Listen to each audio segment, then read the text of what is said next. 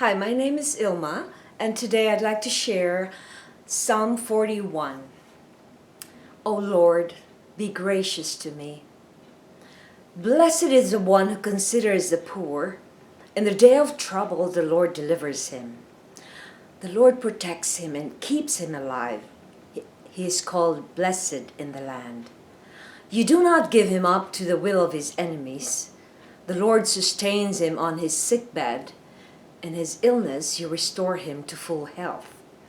As for me, I said, O Lord, be gracious to me. Heal me, for I have sinned against you. My enemies say of me in malice, when will he die and his name perish? And when one comes to see me, he utters empty words.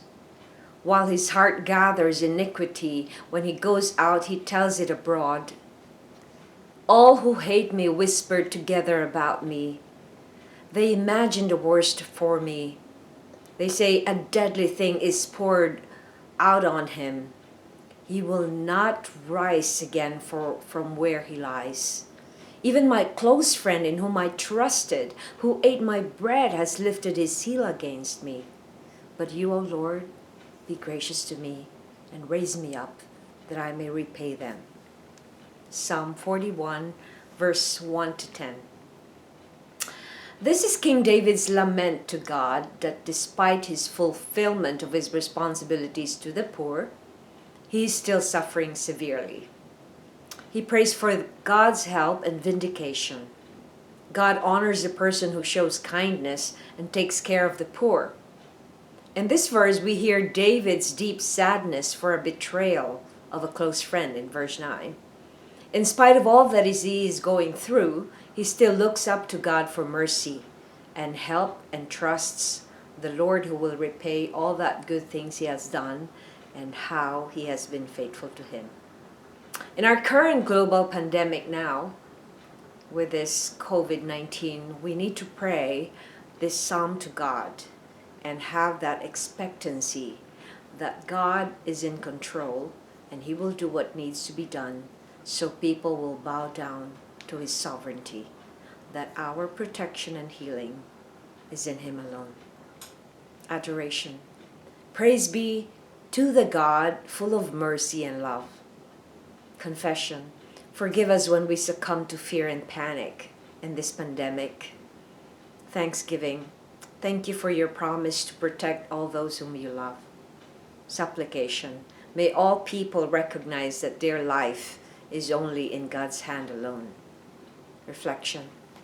How can we stay expectant in the midst of life-threatening situations? I don't think those who do not know God can stay positive in situations like we are going through right now. Only in a few months, 2 or 3 months, a lot of lives have been taken away. And fear is creeping all over the world with this global virus that has infected quite a number of people. If you are a believer and you are born again and you have received Jesus and committed to him, you know all the promises that he has for you. And if you stand by the promises, if you're a believer, then you will have that hope that despite all these gloomy things and all this doom and gloom that we experience right now, and the panic and the fear and all that is confusion and all that, everybody is on panic mode. Everyone it's always going around. And no matter how calm you can stay, sometimes there's still that part of you, that natural part of you that is affected by things. Today we didn't actually have the internet for, it's going 12 hours now, and it is so refreshing because it's so quiet. We've been so dependent on social media and all that, but I try as much to discipline myself not to be busy about all these things that we need to do. But it's so refreshing that it's quiet and You don't have to depend on anything but but just to have time to spend with God. So I read the Word of God, which I always do every day, but it seems very special today, despite the absence of. It's good that I need to go back to playing the radio instead of going through the internet, instead of having the Alexa, instead of having everything else that we're so used to because of the convenience of the technology. But I think that God is using this pandemic to call our attention, to warn us that He is in control and our life is only in His hands. If it's our time to go, it's our time to go. We can't do anything about it. But are we ready to go? Are we going to have that eternity that God promised if we are believers of Christ?